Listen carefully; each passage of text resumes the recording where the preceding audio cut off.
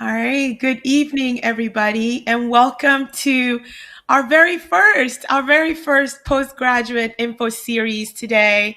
I'm so excited. This has been a little while in the making, but we're really excited to be here. And I have someone super special who's joining us today. This is Dr. Adaeze Amaefule. I'm going to let her tell us about herself because I think it's important for you guys to hear directly from her and be able to engage with her as much as possible. I always like to do a little sign check. If anybody is with us live in this moment right now, if you could just drop anything, I don't know, an emoji or something in the comment to let us know that you can hear us loud and clear, that would be awesome. Thank you so much for joining us, Adaeze. Yeah, of course. Thank you so much for having me.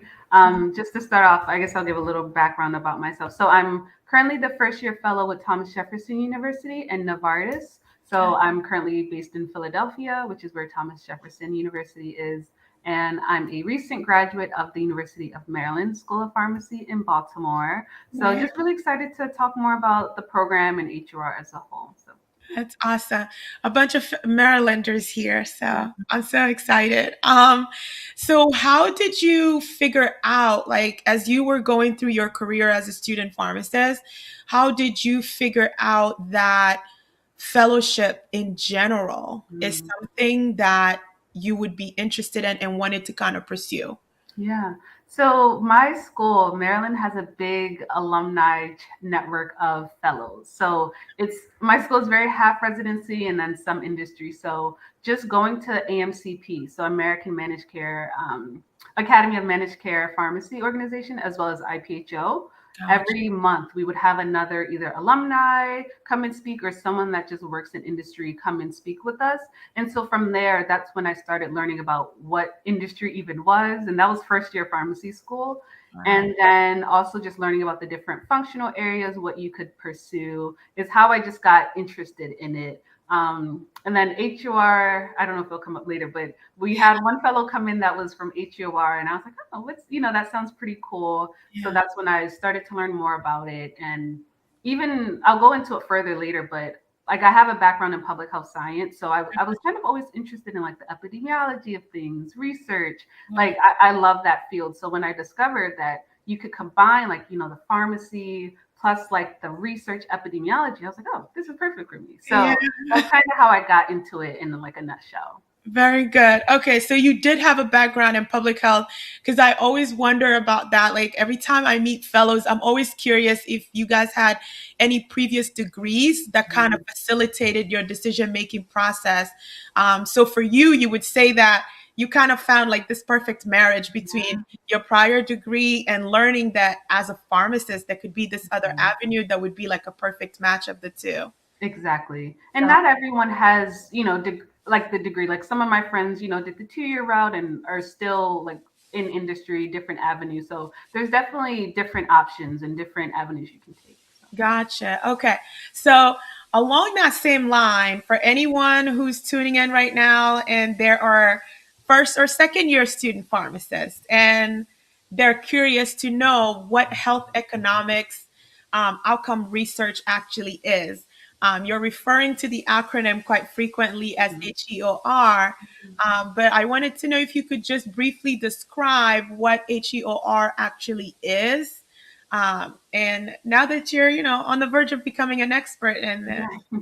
Yeah. So HUR, the main focus of it is just showing the value of drugs or medical devices because there's so many different agents coming out each year. And within the pharma industry, it's like, okay, how do we show that our drug is either cost effective Yeah. and will be beneficial to add it to our formulary? Yeah. So health economics outcomes research is kind of broken up into two different areas. You have health economics where you're performing cost effectiveness studies, budget impact models to look at that economic aspect. Aspect. Uh, I think I just lost. Okay, can you hear me? yes. Okay, Okay. we got you back. No, no. Yes. Okay. So the second aspect of HOR is that outcomes research component. And so that includes doing research that is outside of clinical trials. So a lot of HUR stems around real world evidence. And so that's a term that's commonly used where, okay, after a clinical trial, the drug is approved. Now, how is it performing in the real world? So HUR often is doing that research to see, that's why it's called outcomes research. Like, is it actually having the outcome that we thought it would have? Is it performing better than it did in clinical trials or worse? And so they use all this evidence that they gather to speak with payers, speak with health systems, speak with managed care organizations to almost prove the value of the agent. So that's pretty much it in a nutshell. That's such a great description. That's a really awesome description. Thank you so much. So I think for any student pharmacists that are coming up, I love that you've broken it down into two distinct components and how these two pieces are basically working together. I'm curious, like, what your year has been like. I think it could be really good perspective for prospective candidates to kind of hear what your year's been like so far. I mean, it's those of us who are just here, we're like, oh, it's flying by. But I'm sure you probably have a different perspective. It would be great to know about that. Yeah, so I've been in the fellowship for about, I think it's 4 months now because I started in June. So almost a year, but not yet. But so far, it's been such a great experience for me so far. So HUR there is a technical aspect of it. So there's a lot of software and different type of coding platforms that you use in HUR.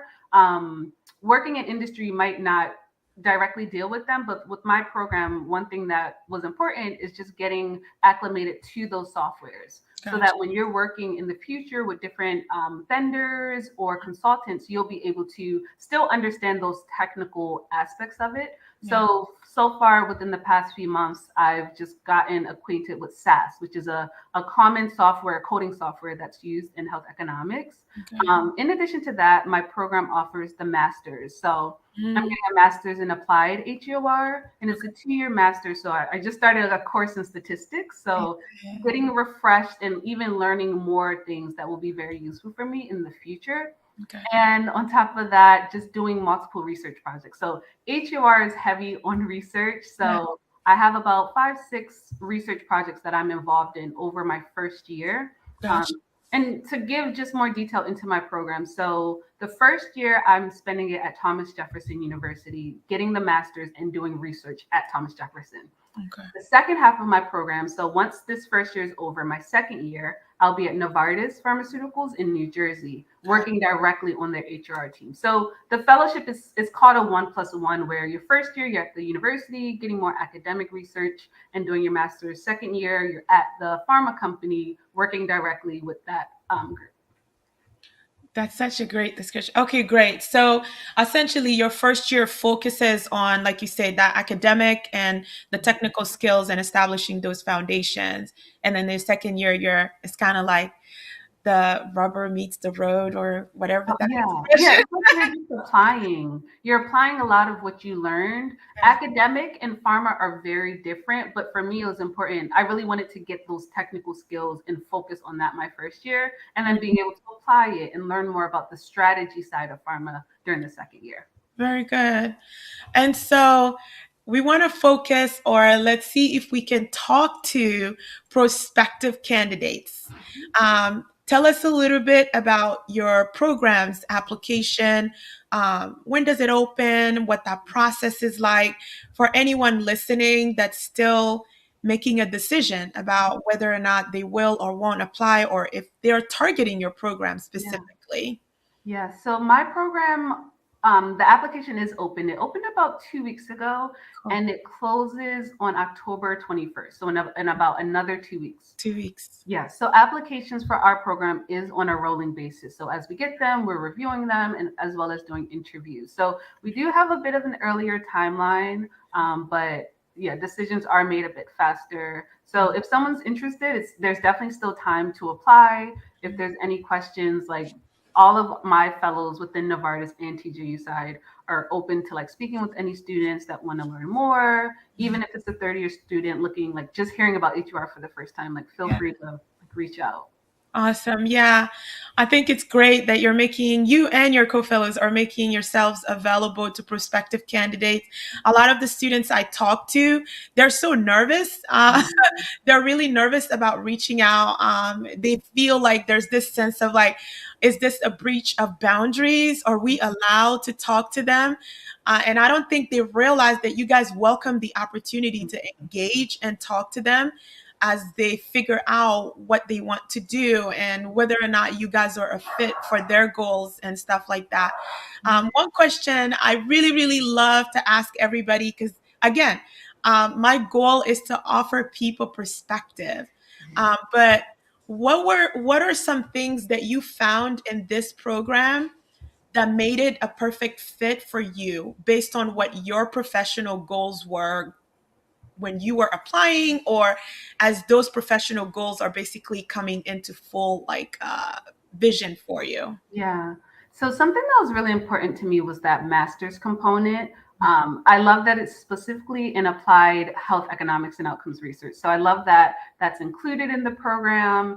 And I also just like the fact that I would be able to focus on it during my first year. Yeah. So I love that aspect of it. And just other things about the program. I like the location. That's something that even as I'm speaking to fourth year students, I say, consider the location of where you're going to be. If it's somewhere that you don't see yourself being able to live within the 1 or 2 years that you're there, I personally just would not do it. So Yeah. that like you have to be, real with yourself. So that was something that was important to me, was location. In addition to that, like during my fourth year, I did speak with some alumni as well as current fellows. And when you speak with them, you get to learn more about the program, you get insight, and you also see if it's a fit for you. So I love that Thomas Jefferson it's a very family oriented program. So it's a small group of us, but it's like you're in a family. So everyone told me that before, but when I got here, I'm like, oh, like it's really like that. So It's that's something that I really like about it. that's great. I'm glad that that held up once you got there. Yeah. I'm glad that that reality kind of held up for you. We have a question in the comment, Yeah. and I hope that he'll be able to get the answer he's looking for. Um, Abby's question is basically whether or not it's possible to apply from a foreign country. He's in Cameroon. Yeah, so yeah, I can answer that. So Thomas Jefferson does offer international students or professionals to apply to the program. Thomas Jefferson does have a component where they can work with students to get into the US and do the program. So it is possible. So to make note, so Novartis has two different programs, Thomas Jefferson and Baylor Scott and White. So two separate programs. But Okay. Thomas Jefferson does allow for foreign students. Baylor Scott and White, I don't believe does. So that's just two major differences between the two programs. Got it. I'm sure you'll find that very valuable. Thank you for answering that. So, we'd love to know some wisdom from the journey. I Mm. think that I think that the destination is important, who you go with is important, but I personally believe that that journey, that process of going from beginning to end, the learning is happening during the journey, and what we are able to offer people who aspire to get to where we are is really those things that we pick up along the way when we were going through it. So it would be awesome if you could share any wisdom from the journey with anyone tuning in with us or who's watching this back. This is I call the whole fellowship application process the pharmacy Hunger Games. And a lot of people kind of just look at me like I'm crazy, but it just seems like such an intense process. I went through residency, and fellowship folks look at that like, no, that's way more intense. So I think that until you've gone through it, you don't really know the reality of it. So, what are some things that you'd be willing to kind of share with prospective candidates that are like knee deep into this process right now? Yeah, so I'm kind of going to pick on some things that other, like last year, fellows told me. So, one thing someone mentioned to me was, with or without a fellowship, it's not the end of the world. So go into those interviews realizing that even if you don't get one, you're still going to be fine. You can still land whatever career or job you wanted. And so just having that mentality, I think helps. It helped me not be as nervous. So that's one thing I just kept it in mind. Like, okay, whatever happens, like even though I know I really want this, Yeah, there's still other avenues to get to where you want to be. So I think it's important to just keep that in mind. Um, absolutely. Another thing is just interviewing. Definitely, I know everyone says this, but definitely practice interviewing as much as possible. You want to be able to speak to your CV, Yeah, um, be able to do behavioral questions in the STAR method to the best of your ability. You want to know your CV back and front. If yeah, somebody asks you about X, Y, and Z at rotation, can you actually say what happened in a way for the interviewers to understand?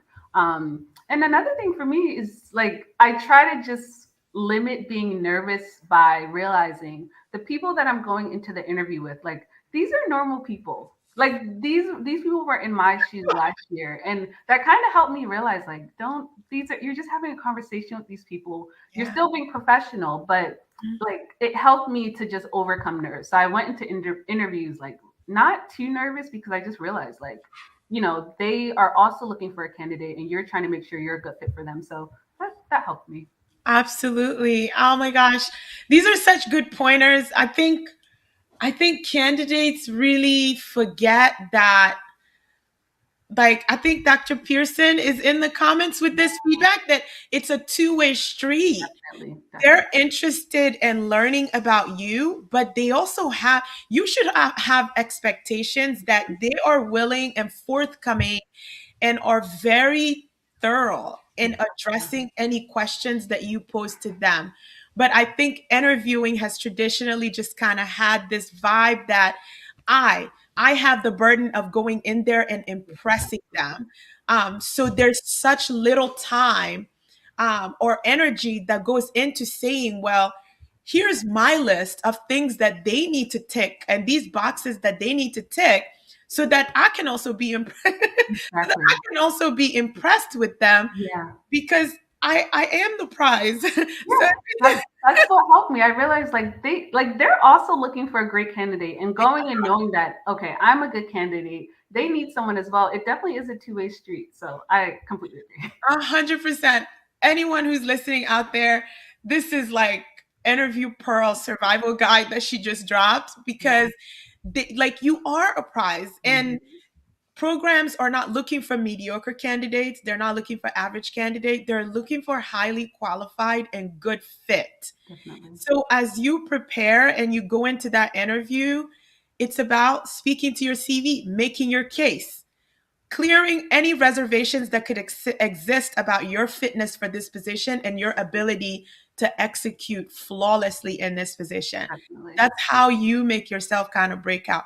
But also have your list. Like, what are some things Definitely. that they need to do to kind of convince you that they are able to deliver on all of the things that you need to get to the next level? Yeah. It is not the end of the world. Yeah.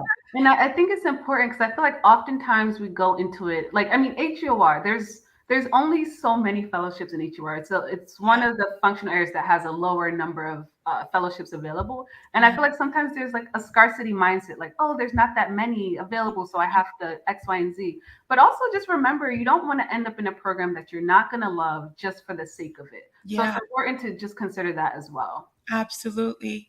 I know residency, everybody's like, it's just 12 months.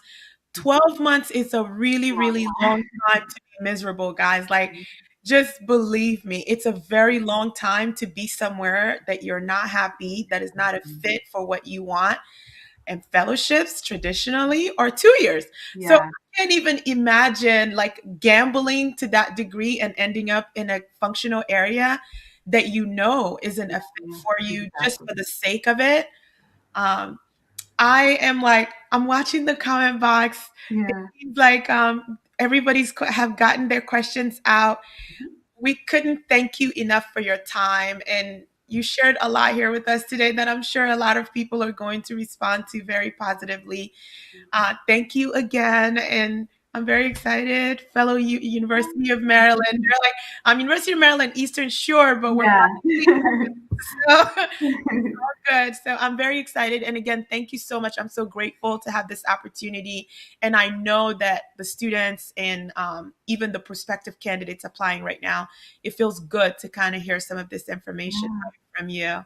Yeah, no, it was great. It was great speaking to everyone today. If anyone has any additional questions or even just wants to learn more about HUR or the fellowship process, feel free to connect with me, message me on LinkedIn. I'll be open to speaking. Yes.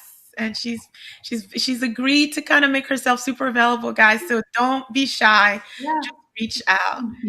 Thank you so much for your time. Please have a great rest of your Of evening. course. Thank you so much. Bye. Bye bye. Thank you, everyone, for joining us, and see you shortly at 7 o'clock. We have Sakina Kazmi that's joining us at 7 p.m., who's a Ibsen and Northeastern University fellow. So tonight it's all about the fellows, but see everybody in just a few minutes at 7 p.m. Thank you.